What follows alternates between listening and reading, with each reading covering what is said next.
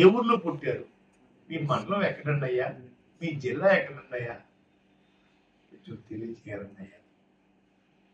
హైదరాబాద్ నుంచి పిఠాపురం అంతా వచ్చేయడానికి కారణం ఏంటంటే ఎమ్మెల్యే పదవి కోసం.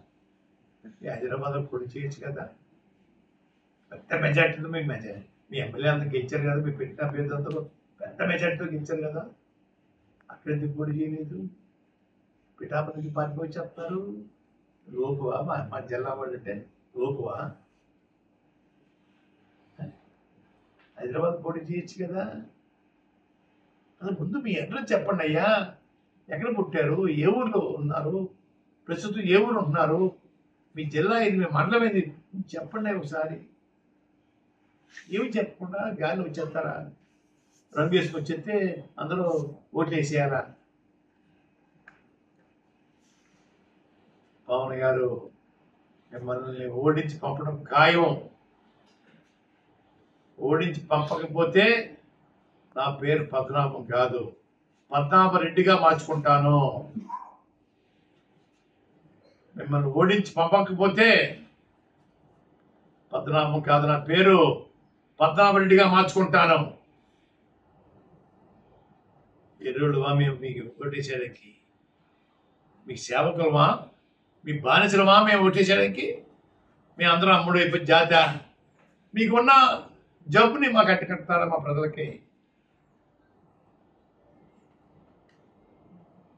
పద్ధతులు మార్చుకుని, సమస్యలు తెలుసుకుని, ఎవరేంటో తెలుసుకుని మాట్లాడడం నేర్చుకోండి. మీ నోటికి ఏదో వస్తే అది మాట్లాడేయండి.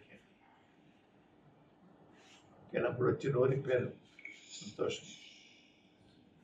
ఈ ప్రశ్నలకి అన్నింటికి కూడా మీరు అదే పద్ధతిలో ప్రెస్ మీట్ పెట్టి నన్ను ప్రశ్నించండి. ఎన్ని ప్రశ్నలకైనా సమాజం చెప్తాను, వాళ్ళ తీర్పు నాకు పెట్టుకుని చెప్పాలి.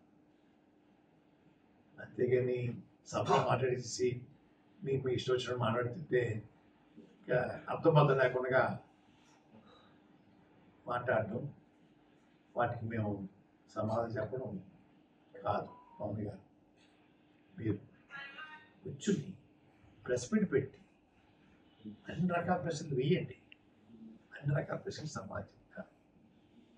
నోరు ఉంది కదా, ముఖం పొంగు ఉంది కదా, నేను తిడితే పడవ కదా అనే మాట చెల్లదు కదా, చెల్లదు. తొందరలో మీ పార్టీ కూడా ప్యాకప్ చేసుకోవడానికి రెడీ చేసుకోండి. తన్ని తరివేస్తారు మిమ్మల్ని. తన్ని తరవపోతే ప్రజలు అదే చెప్పాను మీకు, ఆ పేరు పద్మనాభరెడ్డి మార్చుకుంటాను. పద్మనాభం కాదు, ముద్దరగడ పద్మనాభరెడ్డిగా మార్చుకుంటాను ఇక్కడి నుంచి మా తరవపోతే.